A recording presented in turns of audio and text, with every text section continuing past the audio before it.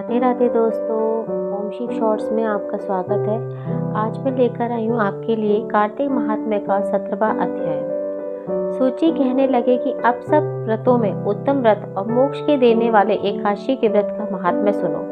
एकादशी तिथि कृष्ण पक्ष की हो या शुक्ल पक्ष की, अन्न नहीं खाना चाहिए। जो एकादशी को अन्न खाता है वह पापों का भक्षण करता है। एकादशी का व्रत माता के समान उसकी रक्षा करता है। नारजी कहने लगी, राजन अब एक इतिहास सुनो। नर्मदा के तट पर गालव ऋषि का अति शोभायमान आश्रम था। गालव का भद्रशील नाम का एक पुत्र था जो विष्णु का परम भक्त था। वह बालकों के साथ भगवान की मूर्ति बनाकर पूजन किया करता था। साथ ही बालकों को उपदेश दिया करता था कि वह भी भगवान का पूजन करे तथा एकादशी का व्रत रखे।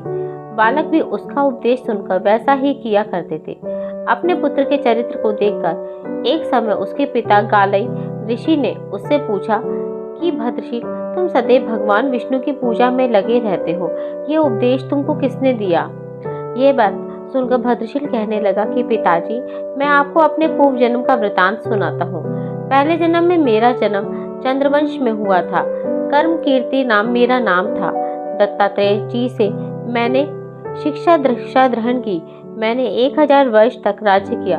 उस काल में मैंने अनेक धर्म तथा पाप के कर्म भी किए, परंतु देववश में बुरी संगत में पड़ गया और वेद मार्ग छोड़कर पाखंड मार्ग पर चल पड़ा। मेरे इन आचरणों को देखकर प्रजा भी पाप के कर्म करने लगी। इस प्रकार धर्मशास्त्रों की कथानुसार प्रजा के पाप का छठा भाग मुझको भी मिलने लगा। एक दिन हम शिकार खेलने के लिए वन में गए, अतः सारे दिन भूखे और प्यासे ही रहे। खाने को कुछ नहीं मिला। घूमते फिरते हम मार्ग में भी भूल गए और शाम को नर्मदा नदी के किनारे पर पहुंच गए। उस दिन एकादशी का व्रत होने के कारण वहां पर एकत्रित अनेक वैष्णव भगवान का कीर्तन कर रहे थे। मैं भी भूखा प्यासा रहकर रात भर वहीं पर पड़ा रहा, मगर प्रातःकाल होते ही भूख प्यास से दुखी हो मेरे प्राण निकल गए। उसी समय यमराज के दूत मुझको पापी समझकर मारते पीटते यमराज के पास ले आए। यमराज ने चित्रगुप्त से मेरे सब पाप और पुण्य का लेखा जोखा मांगा। तब चित्रगुप्त ने विचार कर कहा, इसने एकादशी का व्रत किया था,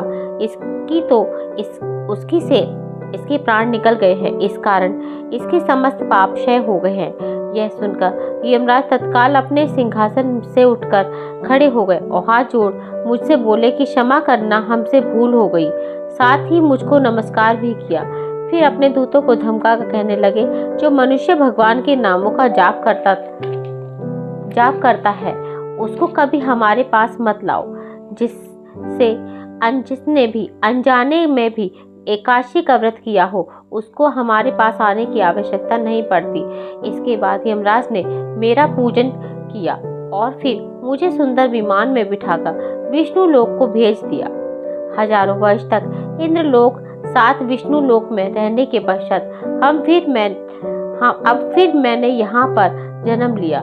जो कोई इस कथा को पढ़ता है अथवा सुनता है उसके सभी पाप नष्ट हो जाते हैं। कुल कार्तिक महात्म्य की जय। तो दोस्तों, ये था कार्तिक महात्म्य का 17वां अध्याय। और सभी अध्याय के लिए बेल आइकन दबाना ना भूलें ताकि सभी अध्याय की नोटिफिकेशन आपको मिलती रहे। तो राधे राधे, जय श्री कृष्णा।